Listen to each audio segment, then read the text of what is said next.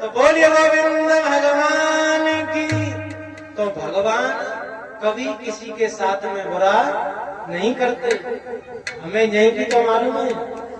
अरे भैया 84 लाख योनियों का फेर है और पिछले जन्म में हमने पता नहीं क्या क्या किया है, तो वो भोगना पड़े। अब सभी भक्त एक भगवान का भजन बोलेंगे।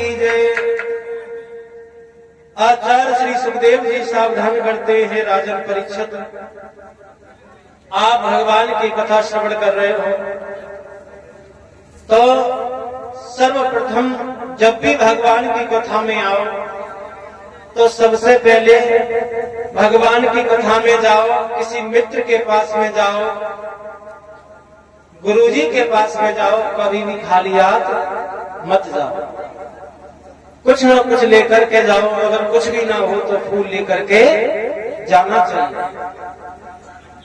और सर्वप्रथम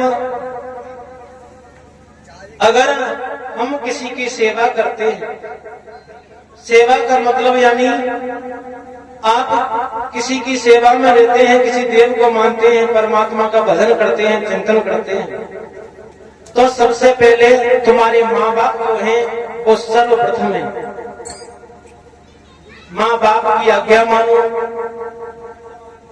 और अगर माँ बाप दुखी हैं तो आप कहीं भी घुमाना, लेकिन आपको सुख नहीं मिलेगा। अगर माँ बाप अगर तुम्हारे खुश हैं तो तुम्हें कहीं जाने की जरूरत नहीं है।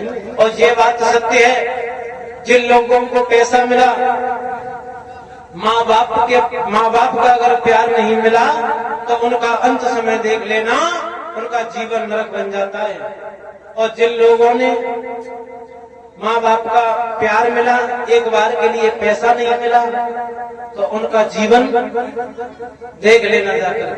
और ये बात सत्य है कि अगर कोई भाई का हिस्सा खाता है तो उसका तो विनाश पक्का है।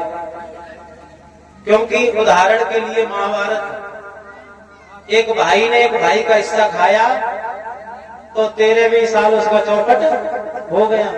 लेकिन जब कलयुग में सबसे ज्यादा जी परीक्षित जी, भैया से अगर काऊ की लड़ाई है, भैया से अगर काऊ की लड़ाई है तो वह लड़ाई भाई के सामने भैया दिखाए कि और बैठे, वो देख हम जाके और बैठे। यानी खुद के खुद दुश्मन बन रहे हैं। यानी कितने परिवार ऐसे बर्बाद हो गए। मैं तो यही कहूंगा कि देखो, सर्वप्रथम अपने परिवार को लेकर के चलो।